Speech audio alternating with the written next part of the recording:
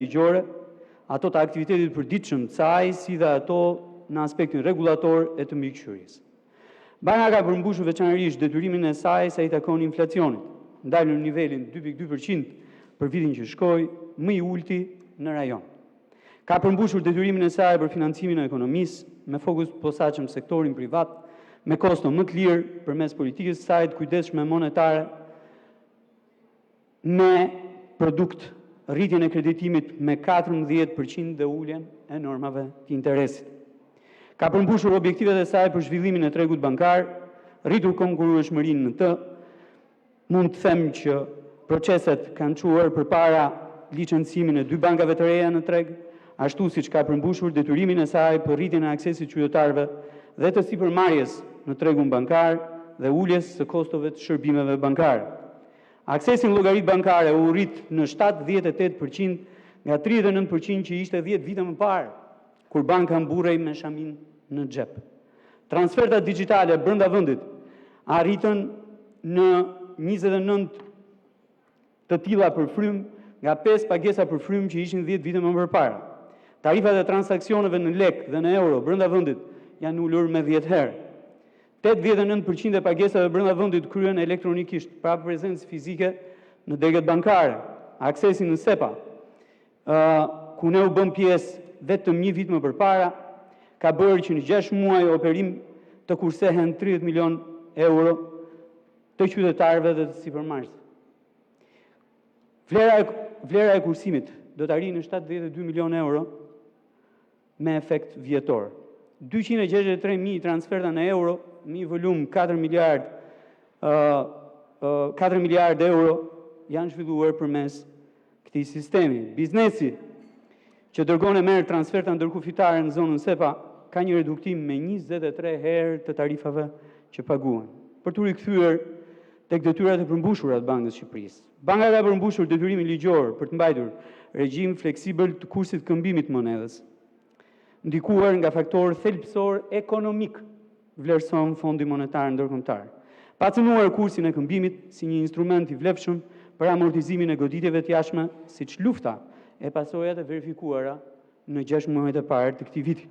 Banka ka përmbushur detyrimet e lëna nga Kuvendi, sa i takon vendosjes së rregullave në tregun e mikrofinancës dhe mbikëqyrjen e fortë të tij, me efekt në uljen e normës efektive të interesit me disa herë dhe uljen po fort të rasteve të abuzimit të këtij tregu përkundrejt qytetarëve.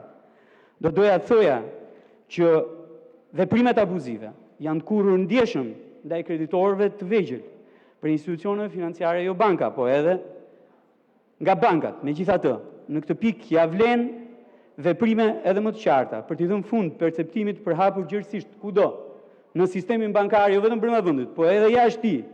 Afërmendsh,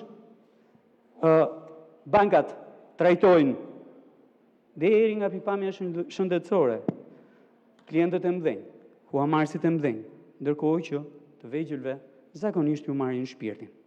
Transparenca dhe qartësia edhe më e madhe vlen pafund në këtë rast, veçanërisht për huamarrjen, kontratën, shumën, afatin, interesat, këstet, detyrimet e tjerë. Kështu, është mbyllur viti 2025, që prej shkurtit këtij viti jemi në kushte komplet të tjera nga ato të vitit 2005. Lufta në Gjirin Persik natyrisht ka vënë në presion tregjet, nën kufizime të mëdhaja për muaj të tërë. Këto tregje duke dhënë impakt mbi inflacionin.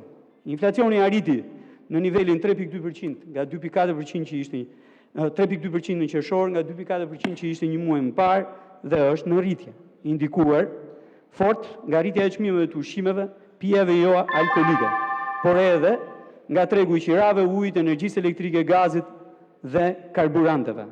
Lufta në 3 muaj ka goditur fort sektorin e energjisë, prodhimin dhe zinxhirët e furnizimit duke shoqëruar me rritje të çmimeve veçanërisht produkteve energjetike dhe fertilizantëve, ushqyesve për bujqësinë. Për shkak të importeve të larta, varësisë kritike prej tyre në tregun e hidrokarbureve, modelet abuziv në këtë treg dhe abuzimit të qëndrueshëm në të, çmimet kanë ardhur në rritje.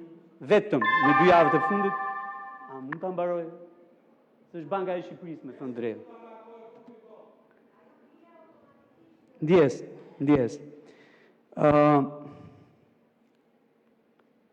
pra abuzimeve të forta në tregun e hidrokarbureve, në të cilin u shënua rënje të çmimeve gjatë kohës së operimit të bordit të transparencës, më pas të lajmeve që erdhën për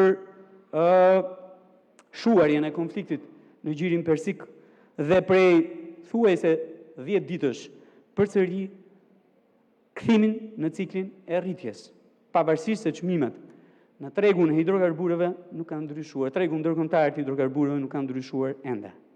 Gjithashtu, rritja e fortë vëret në tregun e ushqimeve të fabrikuara, por edhe të freskëta deri në muajin maj të këtij viti. Gjithkush pas këtyre sjell në vëmendje dobësitë strukturore të ekonomisë dhe kufizimet e dukshme që materializon rritja jon ekonomike. Shikoni, ekonomia u rrit gjatë vitit 2025 me 3.66% nga 4.03 që ishte në vitin 2024. Struktura e prodhimit përgjithshëm kombëtar sipas dekëve të ekonomisë sjell në vëmendje shumë qartë dy gjëra. E para mbi të gjitha, shërbimet gjithsej zën, ku përfshihet edhe turizmi, afërmendsh, zën 49.10% të ekonomisë. Ndërtimi zë 12.56% të ekonomisë me një zjerim prej 4.11%. Industria zë vetëm 10.08% të ekonomisë me një ngushtim, pra rënje me 3.72%. Bujësia zë 14.59% të ekonomisë me një rënje prej 2.50%. Kjo sjell në vëmendje edhe faktin që industria kontriboi negativisht gjatë 2025 me 0.41% minus dhe bujësia me 0.38% minus. Këtë fenomen kemi dhe në 3 mujorin e parë të 2026. Ekonomia u zgjerua me 3.71%, por jo me bazë të gjerë. Bujësia pati një rënje me 0.06%, industria një rënje me 0.25%, ndërtimi u zgjerua me 0.32%, tregti, transport, akomodim e tjerë u rrit me 2.1%. Çfarë dua të them? Që banka do të bëjë detyrën e saj. Do të bëjë punën e saj në raport me inflacionin, përmes politikës monetare afërmendsh. Por ama duhet ndihmuar nga ekonomia kombëtare. Ekonomi pa prodhim nuk mund të ketë. Ekonomia nuk është imazh. Ekonomia është prodhim dhe produkte që vijnë pikërisht prej saj. Baza e gjërave ekonomike duhet të jetë fokusi jo vetëm i qeverisë, po edhe i Bankës Qendrore sa i takon politikës së kreditimit. Do duhet që të vendosim në ekuilibër sektorët posaçëm të ekonomisë dhe kreditimin si instrument për zhvillimin e tyre, veçanërisht sa i takon industrisë dhe natyrisht edhe bujqësisë. Disbalanca që është krijuar midis sektorëve duhet sa më parë të vinë në ekuilibër, sepse njerëzit patjetër në sektorët e bujqësisë e industrisë janë shumë si sipërmarrës, janë shumë si punëtor, janë shumë si konsumator që duan të marrin nga tregu shërbime dhe mallra me kosto të lirë. E dyta gjë që dua të them ka të bëjë me kursin e monedhës. Banka e Shqipërisë është vënë shpesh në presion, jo vetëm nga tregjet, jo vetëm nga degët të ndryshme të ekonomisë kombëtare, por edhe nga segmente politike, edhe nga Kuvendi i Republikës së Shqipërisë. Shikoni që nga viti 1990 ne kemi pranuar kurs të lirë të monedhës kombëtare në këmbim me valutat e huaja. Natyrisht që është e lidhur ngushtë me modelin ekonomik që kemi zgjedhur, kapitalizmin, tregun e lirë dhe natyrisht transaksionet e lira në të. Kam dëgjuar shpesh që flitet për flukset e monedhës që hyjnë në territorin e Republikës së Shqipërisë. Patjetër, për vitin që shkoi, vetëm eksportet arritën në 10 miliardë euro. 10 miliardë euro që janë hyrje në tregun shqiptar. Ndërto 5.7 miliardë euro ishte vetëm turizmi. Investimet e huaja direkte vjet shkuan në 1.6 miliardë euro dhe remitancat në 1.1 miliardë euro. Ndaj FMN thotë që kursi i këmbimit është ndikuar nga faktor thelbësor ekonomik. Dhe ndaj i kërkon Bankës Shqipërisë që të ruajë pikërisht kursin e lirë të këmbimit monedhës dhe të ndërhyjë vetëm në rastet kur vren abuzim në treg. Pra, në këtë aspekt me bankën kemi vetëm një rekomandim dhe ai mund t'i shkojë bankës të forcojë luftën kundër dhe rregullat dojmos kundër pastrimit të parave në treg. Ngjarjet e fundit sillin vëmendje faktin që flukse të parave të pista kanë hyrë në treg përmes zyrave të këmbimit valutor. Dhe është detyrë e Bankës së Shqipërisë të forcojë mbikëqyrjen pikërisht mbi zyrat e këmbimit valutor, që janë evidentuar nga faktorët juridike, agjencitë ligjzbatuese të shtetit si elementët ku flukset e parave të zeza kanë bërë hyrje në Shqipëri.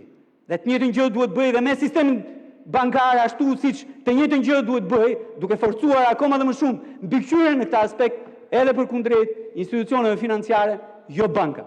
Kjo është e para. Ama. Rekomandimi i dytë duhet i shkojë qeverisë. Banka e Shqipërisë e ka kornizën e përcaktuar me kushtetutë dhe me ligjin e saj sa i takon kursit monedhës. Qeveria duhet bëjë politika zhvillimore. E kam dëgjuar shpesh këtë historinë, ose fason janë, ose bujq janë, ose kshu janë, le të ndikohen nga kursi i këmbimit. Jo, nuk është kështu. Jo, nuk është kështu dhe nuk duhet jetë kështu. Se fason është edhe një pjesë e madhe e Italisë Veriut, që punon për Gjermaninë e punon për Zvicrën. Nuk është vetëm Shqipëria. Dhe natyrisht është prodhim edhe ai. Dhe po e përsëris, ekonomi pa prodhim nuk mund të ketë. Dhe do duhet që qeveria të rishikojë politikat e saj të mbështetjes prodhimit, jo vetëm industrial, jo vetëm bujqësor, po edhe të industrisë së lehtë, edhe përpunuese, me qëllim që rritja ekonomike të mos shkojë vetëm në dy sektorë, po të ketë bazë gjërë e të përfshijë atje edhe sipërmarrës, edhe punëtorë më shumë, edhe konsumatorë që përfitojnë nga marrat dhe shërbimet e lira në treg. Faleminderit.